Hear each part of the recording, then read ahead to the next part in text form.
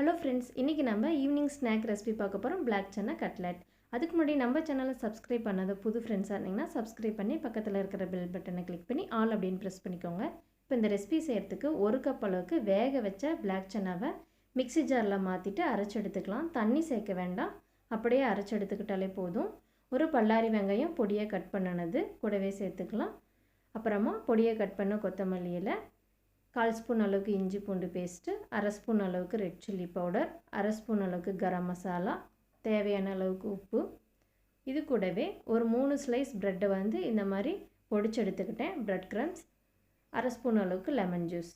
இதெல்லாத்தையும் சேர்த்துட்டு நல்லா மிக்ஸ் பண்ணிக்கோங்க. நமக்கு கட்லட் பிடிக்கிற பதத்துக்கு வேணும். ஒருவேளை ட்ரையாக இருக்கிற மாதிரி இருந்தால் ரொம்ப கம்மியாக தண்ணி தெளித்த மாதிரி பிணைஞ்சிக்கோங்க. அதிகமாக சேர்த்துற வேண்டாம்.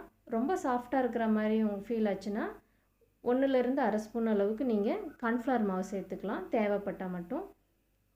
இப்போ நமக்கு கரெக்டான பதம் வந்ததும் நமக்கு விருப்பமான ஷேப்பில் கட்லெட் ரெடி பண்ணிக்கலாம். கையில் ஒட்டுற மாதிரி ஃபீல் பண்ணிங்கன்னா கொஞ்சமாக எண்ணெய் தடவி இந்த மாதிரி ரெடி பண்ணிக்கோங்க. நமக்கு எந்த ஷேப் விருப்பமோ அந்த மாதிரி ரெடி பண்ணிக்கலாம். இதே மாதிரி எல்லாத்தையும் ரெடி பண்ணி வச்சுட்டு நம்ம குக் பண்ணிக்கலாம்.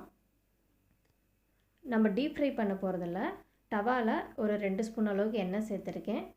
எண்ணெய் சூடானதும் சிம்மில் வச்சுக்கோங்க. ஃபுல்லாகவே ஃப்ளேம் கம்மியாக வச்சு 2 பக்கமும் குக் பண்ணி எடுத்துகிற போகிறோம். நம்ம ரெடி பண்ணி வச்சுருந்தா கட்லெட்லாம் வச்சிடலாம்.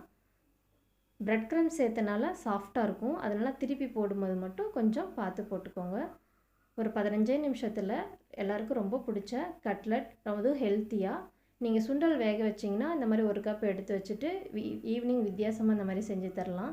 அவ்வளோதாங்க, சூப்பராக ரெடி ஆகிடுச்சு. நீங்களும் வீட்டில் ட்ரை பண்ணி